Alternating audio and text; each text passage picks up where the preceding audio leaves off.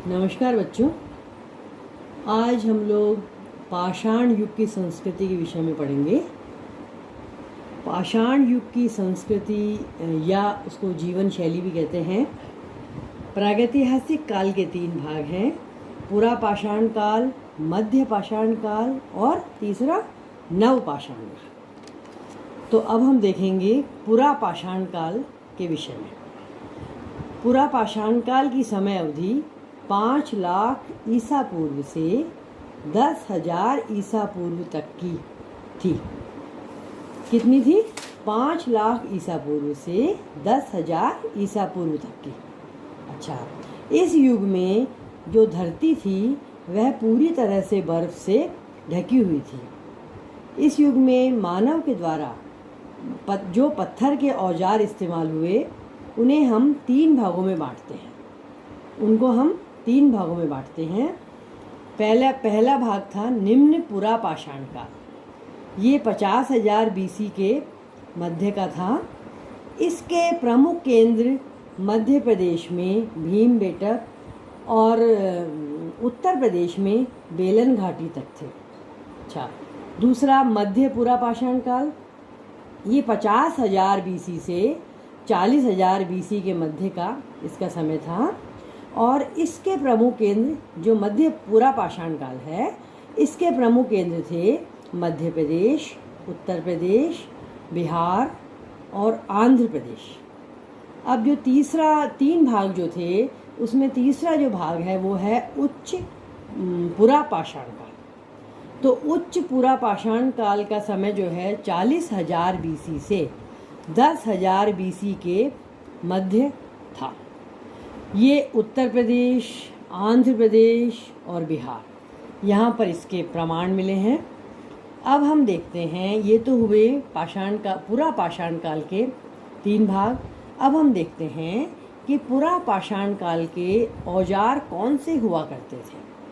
पुरा पाषाण काल के औजार जो थे, हाथ की कुल्हाड़ी, तक्षणी काटने का औजार हुआ करता था। मध्य पाषाण काल में फलक, खुरचनी काटने वाले औजार हुआ करते थे और उच्च पुरा पाषाण में तक्षणी व खुरचनी हुआ करते थे।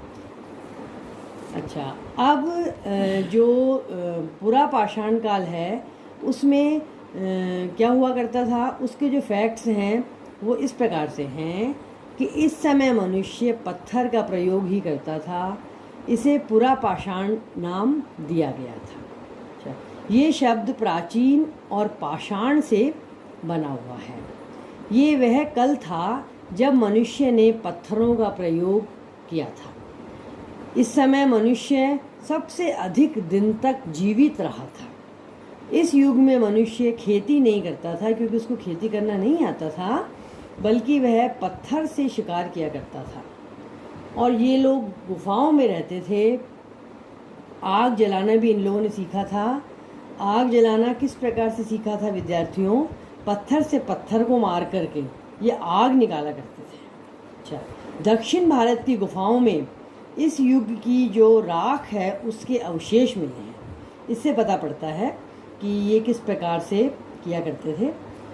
ताप्ती, गोदावरी, कृष्णा, भीमा, वर्धा आदि नदियों से चूने के पत्थर के अवशेष मिले हैं। अच्छा, नदियों के कारण बहुत नमी रहती थी। जो यहाँ पर जंगली बैल और गेंडा, उसके क्या मिले हैं? उसके कंकाल मिले हैं। इससे प्रमाणित होता है कि ये जानवर वहाँ होते थे।